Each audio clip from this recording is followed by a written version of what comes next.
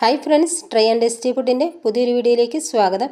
അപ്പോൾ ഇന്ന് നമുക്ക് വളരെ പെട്ടെന്ന് തന്നെ റെഡിയാക്കി എടുക്കാൻ പറ്റിയിട്ടുള്ളൊരു നല്ലൊരു ടേസ്റ്റിൽ റെഡിയാക്കാൻ പറ്റിയിട്ടുള്ളൊരു ബീഫ് കറിയുടെ റെസിപ്പി കാണാവേ. ഞാനിപ്പോൾ 1 കിലോ ബീഫാണ് കറി വയ്ക്കാൻ എടുത്തിരിക്കുന്നത് കേട്ടോ. അതിലേക്ക് ഒരു അരമുറി തേങ്ങ ചിരകിയത് എടുത്തിട്ടുണ്ട്. പിന്നെ കുറച്ചധികം ഉണക്കമുളക്. അപ്പോൾ നമുക്ക് എരിവ് എത്രത്തോളം വേണോ അതിനനുസരിച്ച് മുളക് കൂട്ടിയും കുറച്ചുമൊക്കെ ചേർത്ത് കൊടുക്കണേ. പിന്നെ കുറച്ച് പെരിഞ്ചീരകവും 3 ചെറിയ കഷ്ണം കറുവപ്പട്ട എടുത്തിട്ടുണ്ട്, 3 ഗ്രാമ്പു. ഇതെല്ലാം നല്ലോണം കളർ മാറുന്നത് വരെ ഒന്ന് വറുത്തെടുക്കാം കേട്ടോ. എന്നിട്ട് ചൂട് മാറിയിട്ട് മിക്സിയുടെ ജാറിലിട്ടിട്ടൊന്ന് പൊടിച്ച് വയ്ക്കണേ. അപ്പോൾ ഇതായിട്ടുണ്ട്. ഇനി നമുക്ക് കറി റെഡിയാക്കി എടുക്കാം. അപ്പോൾ ഞാൻ കുക്കറിലാണ് കേട്ടോ കറി വെക്കണത്. അപ്പോൾ അതിനായിട്ട് ആവശ്യത്തിനുള്ള വെളിച്ചെണ്ണ ഒഴിച്ച് കൊടുത്തിട്ടുണ്ട്. ഒരു 3 വലിയ സവാള അരിഞ്ഞെടുത്തിട്ടുണ്ട്, അത് ഇട്ട് കൊടുക്കാം.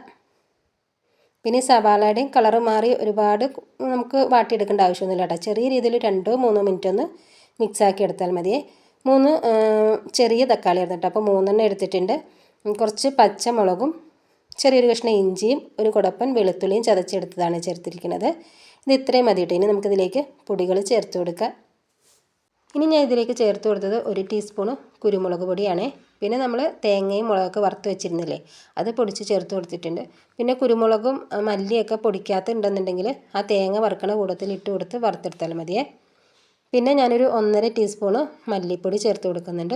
എന്നിട്ട് നല്ലോണം ഒന്ന് മിക്സാക്കി എടുക്കാം കേട്ടോ. ഇനി നമുക്കിതിലേക്ക് ഉപ്പ് ചേർത്ത് കൊടുക്കാവേ. ഒരു 1.5 ടീസ്പൂൺ അളവിലൊക്കെ ഉപ്പ് ചേർത്ത് കൊടുക്കുക. എന്നിട്ട് പിന്നീട് നമ്മൾ കറി ടേസ്റ്റ് ചെയ്ത് നോക്കിയിട്ട് വേണമെങ്കിൽ ആ സമയത്ത് ചേർത്ത് കൊടുത്താൽ മതിയേ. പിന്നെ കുറച്ച് മീറ്റ് മസാല ചേർത്ത് കൊടുക്കണേ. എന്നിട്ട് നല്ലതുപോലെ ഒന്ന് മിക്സാക്കി എടുക്കുക. അങ്ങനെ നമ്മുടെ മസാല റെഡി ആയിട്ടുണ്ട്. ഇനി ഇതിലേക്ക് ബീഫ് ചേർത്ത് കൊടുക്കാവേ. ബീഫും കൂടി ഇട്ട് കൊടുത്തിട്ട് വീണ്ടും ഒന്ന് മിക്സാക്കി എടുക്കുക. അങ്ങനെ നമ്മുടെ ബീഫ് റെഡി ആയിട്ടുണ്ട് കേട്ടോ. എന്ന് വെച്ചാൽ മസാല പറ്റി റെഡി ആയിട്ടുണ്ട്. ഇനി നമുക്കിതൊന്ന് അടച്ച് വെച്ചിട്ട് വിസിലടിപ്പിച്ചെടുക്കുക. അപ്പോൾ നമുക്ക് കിട്ടുന്ന ബീഫിൻ്റെ വേവ് അനുസരിച്ച് വിസിലടിപ്പിച്ചെടുക്കണേ. ഞാനിപ്പോൾ ഇതൊരു 7 വിസിലടിപ്പിച്ചെടുക്കുന്നുണ്ട് കേട്ടോ. അങ്ങനെ നമ്മുടെ കറി റെഡി ആയിട്ടുണ്ട്. വിസിലടിച്ച് കുക്കറിൻ്റെ ചൂടൊക്കെ മാറിയതിന് ശേഷം തുറന്ന് നോക്കിയിരിക്കണതാണ്. ഇനി നമുക്കിതൊരു വേറൊരു പാത്രത്തിലേക്ക് മാറ്റാം കേട്ടോ. കാരണം നമുക്കിതിൻ്റെ ഫോട്ടോ എടുക്കണമെങ്കിൽ കുക്കറിൽ ഫോട്ടോ എടുക്കാൻ പാടായതുകൊണ്ട് വേറൊരു പാത്രത്തിലേക്ക് മാറ്റണ്ടേ. നമ്മുടെ കറിയുടെ ടേസ്റ്റ് ഒന്ന് ചെക്ക് ചെയ്ത് നോക്കാം കേട്ടോ, ഉപ്പൊക്കെ പാകമാണോന്ന്. അപ്പോൾ നമ്മുടെ ഈ ഒരു കറിയിൽ ഒരു ലേശം കൂടി ഉപ്പ് വേണേ. അപ്പോൾ കുറച്ച് ഉപ്പും കൂടി ഇട്ട് കൊടുത്തിട്ട് വീണ്ടും ഒന്ന് മിക്സാക്കി എടുക്കുക. അപ്പോൾ നമ്മുടെ വളരെ ടേസ്റ്റി ആയിട്ടുള്ള ബീഫ് കറി റെഡി ആയിട്ടുണ്ട്.